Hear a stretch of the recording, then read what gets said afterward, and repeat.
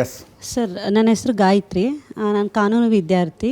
ಇದು ಸಂವಿಧಾನದಲ್ಲಿ ನಂಬಿಕೆ ಇದೆ ಅಂತ ಅನ್ನೋದಾದರೆ, ಫ್ರೀಡಮ್ ಆಫ್ ಸ್ಪೀಚ್ ಇದೆ ಅಂತ ಹೇಳಿ ವಿಧಾನಸೌಧದಲ್ಲೇ ಪಾಕಿಸ್ತಾನ್ ಜಿಂದಾಬಾದ್ ಅಂತ ಹೇಳ್ಬೋದಾ? ಮತ್ತು ಬಾವುಟನ ಪಾಕಿಸ್ತಾನದ ಧ್ವಜನ ಇಸ್ಬೋದಾ? ಪಾಕಿಸ್ತಾನ ಅಲ್ಲಲ್ಲ, ಆಮೇಲೆ ಪಾಕಿಸ್ತಾನಕ್ಕೂ ನಮಗೂ ಸಂಬಂಧನೇ ಇಲ್ಲ ಅಂತ ಹೇಳಿದ್ಮೇಲೆ ಇದೆಲ್ಲ ಮಾಡೋ ದೇಶದ್ರೋಹದ ಕೆಲಸ ಆಗಲ್ವಾ ಅಂತ. ಅಲ್ಲ, ನಾನೊಂದು ಸ್ಫೋಟಕ ಮಾಹಿತಿ ಕೊಡ್ತೀನಿ ನಿಮಗೆ. ಅಜಿತ್ ಹೇಳಿದವ್ರ ಆನ್ಸರ್ ಮಾತ್ರ ಅಲ್ಲ ಇರೋದು ನನಗೆ.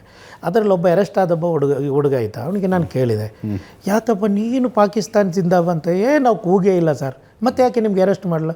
ಇಲ್ಲ, ಹೇಳಿಕೊಟ್ರು ನಮಗೆ, ಮಾಡಿದ್ದೀನಿ ಅಂತೇಳಿ. ಯಾಕೆ ಅಂತ ಕೇಳಿದೆ. ಬಿ ಜೆ ಪಿಯವರ ಧ್ವನಿ ಅಡಗಿಸಬೇಕಾಗಿತ್ತು.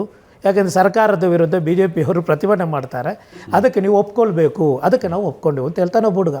ಬೇಕಾದರೆ ನಾಳೆ ಅಲ್ಲಲ್ಲ ಹೇಳ್ತೀನಿ ನಾನು, ನಾಳೆ ಬೇಕಾದರೆ ಅವನನ್ನು ಇಲ್ಲಿ ನಾನು ಸುವರ್ಣ ಟಿವಿಯಲ್ಲಿ ಬೇಕಾದ್ರೆ.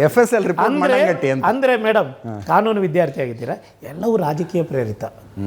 ಸರ್ಕಾರವನ್ನು ಹೇಗೆ ಭದ್ರಗೊಳಿಸಬೇಕು, ಹೇಗೆ ಪ್ರತಿಪಕ್ಷವನ್ನು ಇದು ಮಾಡಬೇಕು, ಅದಕ್ಕೆ ಪಾಕಿಸ್ತಾನ, ಯುದ್ಧ, ಉಗ್ರವಾದ ಎಲ್ಲ ತಂದು ಒಂದು ಏನು ಪೊಲಿಟಿಕಲ್ ಇದು ಅದು ಅಷ್ಟಂತ ನನಗೆ ಅನಿಸ್ತಾ ಇರೋದು. ಎಸ್, ಕೊನೆಯದಾಗಿ ಒಂದು ಮಾತು ಹೇಳ್ಬಿಡ್ತೀನಿ ಶಫಿ ಸಾದಿ ಅವರೇ. ಯಾವ ರಾಜಕೀಯದವರು ಏನು ಪ್ರೇರಣೆ ಕೊಟ್ಟರು, ಇಸ್ರೇಲ್ನವ್ರು ಪ್ರೇರಣೆ ಕೊಟ್ಟರು, ಮೊಸಾದ್ನವ್ರು ಪ್ರೇರಣೆ ಕೊಟ್ಟರು, ನಾನು ಮನೇಲಿ ಬಾಂಬ್ ಮಾಡಿ ಎಲ್ಲೂ ಬ್ಲಾಸ್ಟ್ ಮಾಡಲ್ಲ. ಯಾರು ಪ್ರೇರಣೆ ಕೊಟ್ಟರು ಮಾಡೋದು. ಯಾರು ಮಾಡಿದ್ದಾರೆ? ನಾನು ಇವರಲ್ಲೆಲ್ಲ ಕೇಳಿ ನಿಮ್ಮ ಮನೆಯಲ್ಲಿ ಬಾಂಬ್ ಬಿಟ್ಟು ನಾವು ಮಾಡ್ತಿದಾರಲ್ಲ, ಮ್ಯಾಚ್ ಬಾಕ್ಸೇ ಇಲ್ಲ ರೀ ನಮ್ಮ ಇದರಲ್ಲಿ. ಅಲ್ಲಲ್ಲ, ಯಾರು ಮಾಡ್ತಾ ಇದ್ದಾರಲ್ಲ ಪ್ರೇರಣೆಯಿಂದ ಆಗ್ಬಿಡುತ್ತೆ. ಮನುಷ್ಯನ ಮೆದುಳು ಸರಿಯಾದ ಜಾಗದಲ್ಲಿದ್ದರೆ ಯಾವ ಪ್ರೇರಣೆಯೂ ಏನು ಕೆಲಸ ಬಾಂಬ್ ತಯಾರಿಕೆಯಲ್ಲಿ ಮೆದುಳು ಸರಿಯಾದ ಬಾಂಬ್ ತಯಾರಿಕೆಯಲ್ಲಿ ಮನೆಯಲ್ಲಿ ತಯಾರು ಮಾಡಿದಂಥ ವ್ಯಕ್ತಿಗಳು ಕೇರಳ ಮತ್ತು ಕರ್ನಾಟಕದಲ್ಲೆಲ್ಲ ಯಾರನ್ನೆಲ್ಲ ಇಟ್ಕೊಂಡಿದ್ದಾರೆ ನಿಮ್ಗೆ ಗೊತ್ತು. ಆ ಹಿಸ್ಟ್ರಿನೂ ಇಲ್ಲಿ ಪ್ರಸ್ತಾಪ ಮಾಡೋದು ಬೇಡ. ಒಂದೇ ಧರ್ಮದವರಲ್ಲ. ಕೇರಳದಲ್ಲಿ ಇತ್ತೀಚೆಗೆ ಬಾಂಬ್ ಸ್ಫೋಟ ಆಗಿರೋದು ಒಬ್ಬ ಮೇಷ್ಟ್ರ ಮನೆಯಲ್ಲಿ. ಯಾರು ಅಂತ ಅವ್ರ ಬಗ್ಗೆ ನಾವು ಆ ಧರ್ಮಕ್ಕೂ ಅವರಿಗೂ ಸಂಬಂಧ ಕಲ್ಪಿಸೋಕೆ ನಾನು ಹೋಗಲ್ಲ. ನೀವು ಹೇಳಿದಂಗೆ ಅಕ್ರಮಿಗಳು ಅಂತ ಹೇಳೋಣ, ಉಗ್ರವಾದಿಗಳು ಅಂತ ಹೇಳೋಣ, ಭಯೋತ್ಪಾದಕರು ಅಂತ ಹೇಳೋಣ, ಮುಸ್ಲಿಂ ಭಯೋತ್ಪಾದಕ, ಹಿಂದೂ ಉಗ್ರವಾದಿ ಅಂತ ಹೇಳುವುದನ್ನು ನಿಲ್ಲಿಸಬೇಕು ಅಂತ. ಕ್ಯಾನ್ಸರ್ಗೆ ನ್ಯೂಮೋನಿಯಾ ಅಂದರೆ ರೋಗ ಏನು ಬದಲಾಗೋದಿಲ್ಲ, ಹೆಸರು ಬದಲಾಯಿಸುವುದರಿಂದ ಕಾಯಿಲೆ ತಾನು ಮಾಡೋ ಕೆಲಸ ನಿಲ್ಲಿಸೋದಿಲ್ಲ. ಯಾಕೆ ಹೆಸರು ಕೊಡಬೇಕು? ಯಾಕೆ ನಾನು ಹೇಳ್ತಾ ಇರೋದು ಟ್ರೀಟ್ಮೆಂಟ್ ಕೊಡೋದು ಅಲ್ಲ. ಯಾಕೆ ಉಗ್ರವಾದಿ ಅಂತ ಹೇಳಿದರೆ ಏನು ತೊಂದರೆ ಇದೆ ಅಜಿತ್ ಅವರೇ? ಉಮರ್ ನಿನ್ನೆ ಅರೆಸ್ಟ್ ಆದಂಥ ಉಮರ್ ಅವನೊಬ್ಬ ಉಗ್ರವಾದಿ. ಯಾಕೆ ಮುಸ್ಲಿಂ ಉಗ್ರವಾದಿ ಅಂತ ಕೊಡ್ತೀರಾ? ಅದನ್ನು ಬೇರೆ ಧರ್ಮವನ್ನು ಅವರ ಒಟ್ಟಿಗೆ ಕೊಡಲ್ಲ. ನಿಮಿಷ.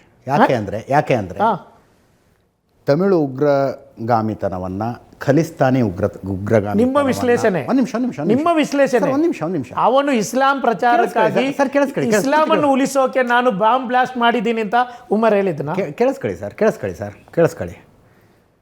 ರೋಗಕ್ಕೆ ಸರಿಯಾದ ಟ್ರೀಟ್ಮೆಂಟನ್ನು ಕೊಡಬೇಕು. ಖಲಿಸ್ತಾನಿ ಭಯೋತ್ಪಾದನೆಗೆ ಬೇರೆಯದೇ ರೀತಿಯ ಟ್ರೀಟ್ಮೆಂಟ್ ಇರುತ್ತೆ, ಮಾವೋಯಿಸ್ಟ್ ಟೆರರಿಸಮ್ಗೆ ಬೇರೆಯದೇ ರೀತಿಯ ಟ್ರೀಟ್ಮೆಂಟ್ ಇರುತ್ತೆ, LTT ಭಯೋತ್ಪಾದನೆಗೆ ಬೇರೆಯದೇ ರೀತಿಯ ಟ್ರೀಟ್ಮೆಂಟ್ ಇರುತ್ತೆ, ಇಸ್ಲಾಮಿಕ್ ಭಯೋತ್ಪಾದನೆಗೂ ಬೇರೆಯದೇ ರೀತಿಯ ಟ್ರೀಟ್ಮೆಂಟ್. ಇಸ್ಲಾಮಿಕ್ ಭಯೋತ್ಪಾದನೆ ಎಲ್ಲಿದೆ ಅಂತ ಕೇಳೋದು ನಾನು ಅದನ್ನೇ ನಾನು ಒಪ್ಪಲ್ಲ ಅಂತ ಹೇಳ್ತಾರೆ. ಅಲ್ಲಿ ನೀವು ಒಪ್ಪೋದು ಬಿಡೋದ್ರಿಂದ ಅದು ಜಾಸ್ತಿನೂ ಆಗೋದಿಲ್ಲ, ಕಡಿಮೆನೂ ಆಗೋದಿಲ್ಲ. ಅದು ಹೆಂಗೆ ನಡಿಬೇಕು ಹಂಗೆ ನಡ್ಕೊಂಡು ಹೋಗುತ್ತೆ. ಧನ್ಯವಾದ ಈ ಚರ್ಚೆಯಲ್ಲಿ ಭಾಗಿಯಾಗಿದ್ದಕ್ಕೆ. ನಿಮಗೂ ಕೂಡ ಧನ್ಯವಾದ. ಇದರೊಂದಿಗೆ ಇವತ್ತಿನ ನ್ಯೂಸ್ ಅವರ್ ಸ್ಪೆಷಲ್ ಮುಗಿಸ್ತಾ ಇದ್ದೀನಿ. ಮುಂದಿನ ವಾರ ಮತ್ತೊಬ್ಬ ಅತಿಥಿಯೊಂದಿಗೆ ಮತ್ತೆ ಬರ್ತೀನಿ. ನೇರ ದಿಟ್ಟ ನಿರಂತರ ಸುದ್ದಿಗಾಗಿ ನೋಡ್ತಾ ಇರಿ ಏಷ್ಯಾನೆಟ್ ಸುವರ್ಣ ನ್ಯೂಸ್.